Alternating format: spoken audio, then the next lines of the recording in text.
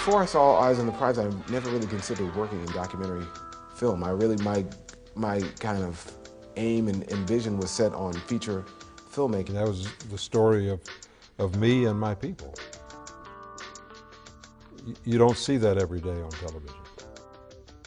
What I did not fully appreciate was the role that ordinary people had played in the civil rights movement until I saw Eyes on the Prize. I mean, that was when it really was clear to me that there were young people who were my age at the time I was in college, and people who were younger than me who had played major roles in the civil rights movement, not just even as bodies on the front line, but sometimes even in terms of strategy, sometimes even in terms of challenging Martin King and whomever, the senior leadership, around what direction the movement needed to go. This afternoon, and I might say that the discussion was quite amicable.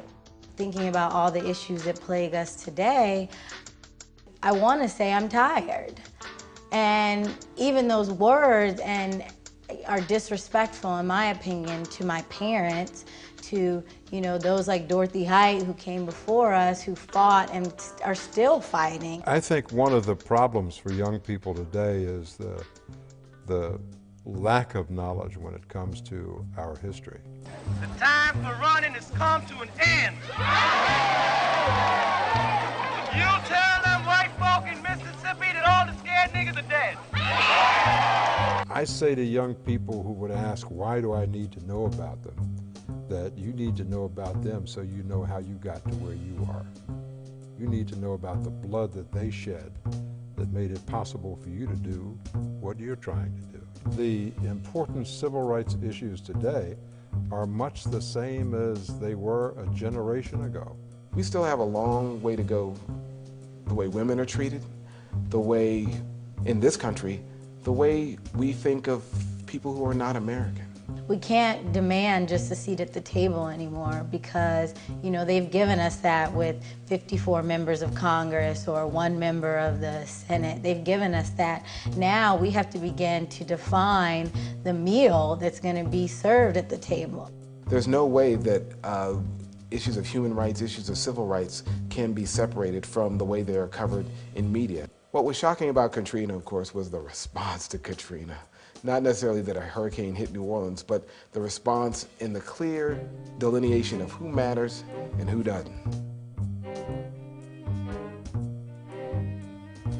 When all of God's children, black men and white men, Jews and Gentiles, Protestants and Catholics, will be able to join hands and sing in the words of the old Negro spiritual, free at last, thank God Almighty, we are free at last. The coverage of the civil rights movement was holding a mirror up to this society. And people who would think that is biased are people who would tend to agree with the policy that existed at that time.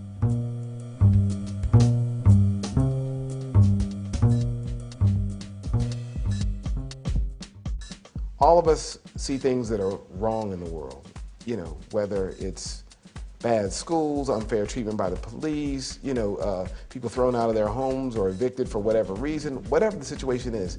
And it is a common response for people to say, wow, that's wrong. But the question is, then what are you going to do about it? As far as civil rights today, I think people need to become more involved. And I think one key area of involvement is in the electoral process. We want our youth to be educated on the issues that affect them. And the fact that the media has such a prevalent role in their life means that the media and music needs to address and confront the issues that affect their lives. Now, as when Eyes on the Prize was made, I think that media matters.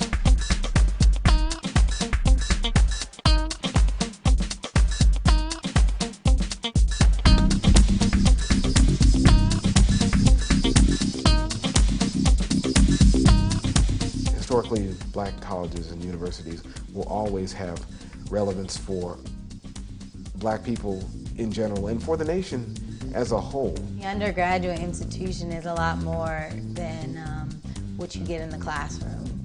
I think it's about developing a sense of who you are, your obligation to the world, your obligation to yourself and to the community. And I don't know what Harvard gives you because I didn't go to Harvard, but I know that Spelman gave me that. I think the spirit of the civil rights movement, if it gives us nothing else, it gives us a vision of the future. Eisner Prize for me was that kind of final push that got me into film and gave me the confidence and the assurance on some level that it's going to be all right, there's a place for you. And if these people could do that, certainly you can make a living as a filmmaker and about films that matter. And not just matter to you, but matter to Black people, people of color, or people who care about change.